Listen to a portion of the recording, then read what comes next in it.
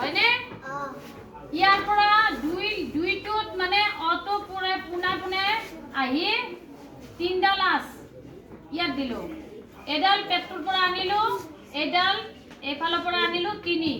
ঠিক তেনেকে আটো একত আঠডাল আহিল দুইত পুৰা অটো আহিল তিনিত ওপৰৰ পৰা আঠডাল আহিল চাৰিত ইয়াৰ বেৰখন দি দিলো ৰসাই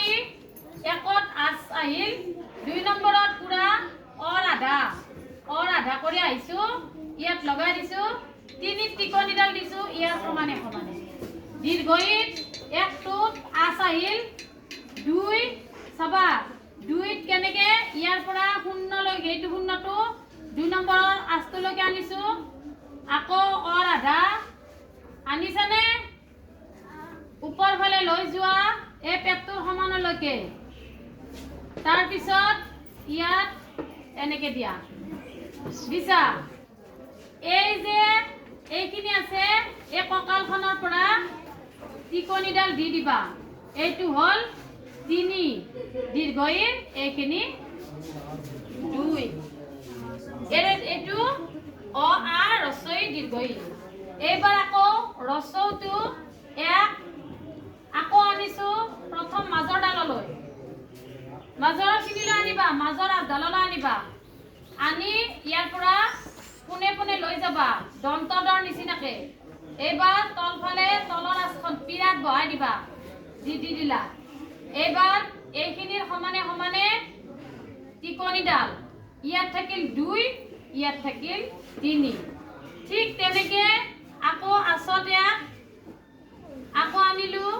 এইফালে আনিলো কিন্তু এইবাৰ অকণমান সৰু কৰি লিখিম ৰসৌটো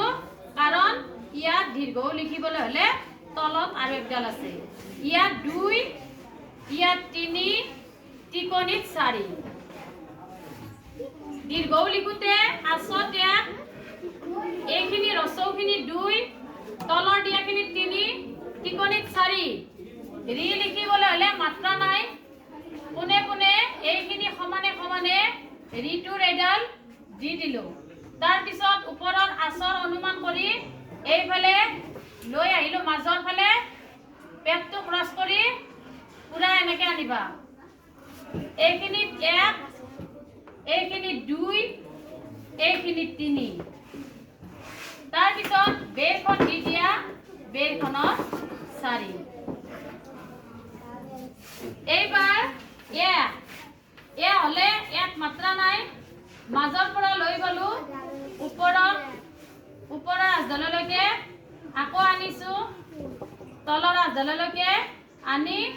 ভাঁজটো আমি পুনে পুনে শূন্যৰ কাষলৈ লৈ গৈছো এইটো পুৰা একতে হৈ যায় পুৰা একতে